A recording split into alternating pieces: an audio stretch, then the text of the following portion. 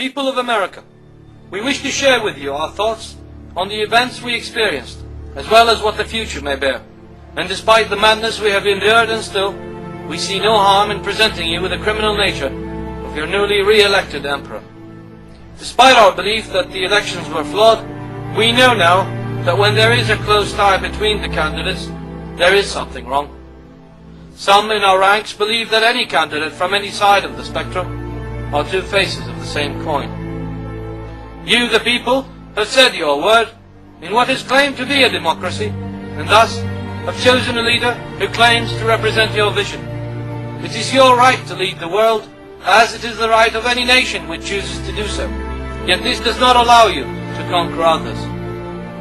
There is a belief of a large number of our people that a lot of the facts do not reach you, facts that may be classified as unsuitable for the general public, facts that are twisted to gain a positive image here or there.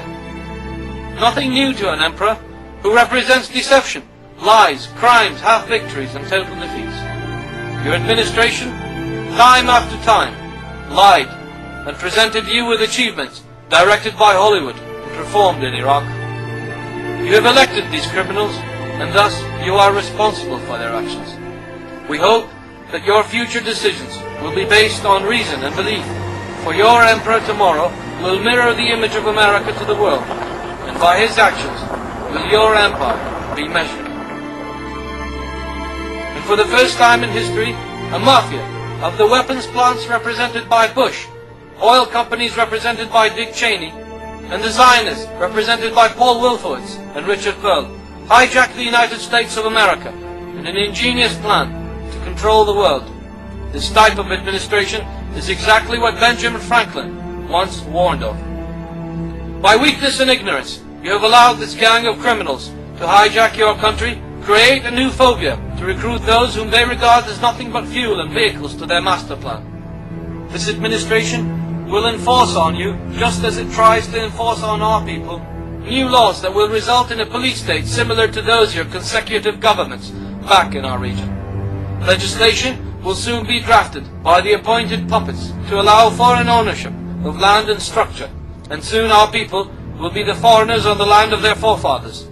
This new world order will enslave people of all religions and race, and soon your children, as well as ours, if they survive, will truly live in a planet of apes.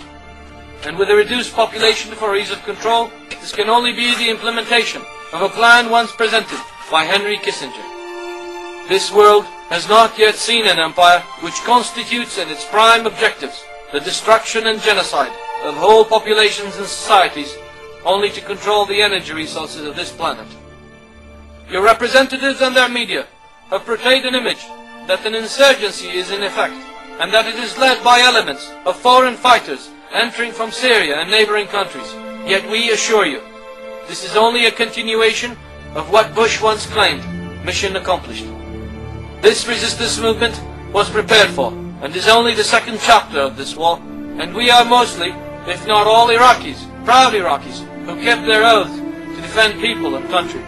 And because this war may last longer than what the invaders anticipated, we have all promised to make their stay long, costly and painful. Blaming other countries is nothing but creating new pretexts to invade other sovereign states and back future expeditions. They have made our country a battlefield to settle accounts with elements of Al-Qaeda, formerly dear allies and partners. They have also created new phobias to justify their continued presence, despite their loss of this war. And for the general media, we call on them to think about what they declare, and not fear death and imprisonment. Do not fall into the traps prepared by those who pull the strings from Tel Aviv. As for the declared casualties, this is an epic on its own. We assure you that the figures are far higher than they declare. It is not a secret today in Iraq what we call the green card soldiers. Young men from South America and other parts of the world gathered and promised the US citizenship and large sums of cash for their mercenary services in Iraq. They are always on the front lines, and their casualty figures are never declared. They are hidden in unmarked graves and dumped into rivers under the cover of moonless nights, some of which the resistance have provided evidence of. There are also a large number of security contractors who are not listed as military personnel. To us, it is one thing to be tricked into this war, but it is totally different to come here and fight someone else's war. After the failed American elections in Iraq, they will now play the sectarian card. They are already sending their mercenaries to destroy churches and mosques alike in order to prepare the ground for civil war. They will train more and more local traitors to conduct police operations and detention raids on anyone who does not accept democracy performed at the muzzle of a barrel. The local mercenaries will also act as sandbags to their masters when we choose to strike. The non-conduct of your troops has also taken its toll on our people. It has created resentment and disgust. They dismiss these war crimes as isolated cases, yet the figures are always on the rise. What's more are scandals of Abu Ghraib, coca, and the use of chemical weapons on Fallujah, and only God knows what's to come. Life under dictatorship is far more safer than behind the bars of your democracy.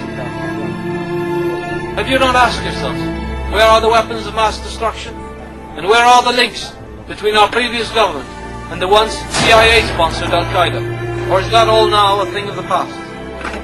What happened to the thousands of people who died and continue to die of cancer? Women who give birth to deformed babies, caused by the effect of your military's depleted uranium shells.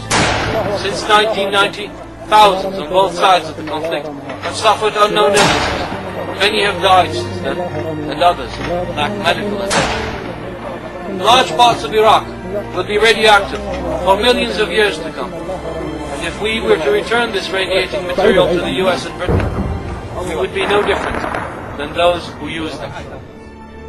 May we ask you, why do you think the British government decided to set foot only in the areas of the south, where the resistance is still partially active? They have left the difficult areas for your boys to suffer. This deal was accepted by your government, only to form a purely cosmetic alliance with a nation that still strives for the glory of its imperial past. They have turned the land of the free into a camp of capitalist slavery, and then changed the home of the brave into a printing house for papers they call dollars, and guarded it with enormous military might. This administration, which claims that you have re-elected, has brought on more humiliation and insults to each and every one of you than any other government in your short yet tremendous history. And as odd as it may seem, we advise you to take matters in your own hands and rid this world of such criminals, or any form of government which resembles the neocons in their aims. Form a third party if need be. Appoint those who resist preemptive war as true representatives of the people before it is too late. And if demonstrations and protests are not heard, use and protect what is left of your constitution and correct matters by force. This world awaits your move. Today these words may seem strange, but we believe that a nation which once gave the world John F. Kennedy, Benjamin Franklin, George Washington, Hughes and Henry Ford will not fall short of giving true leaders of substance and dignity. This war has taught us that one man on the field can change the outcome of a day. One man who believes in true freedom can do what nations put together dare think of. We share these thoughts with great honesty to those of you who spent days and nights trying to prevent this war, timeless efforts to prevent this real Holocaust. To all of you we say, thank you for your time.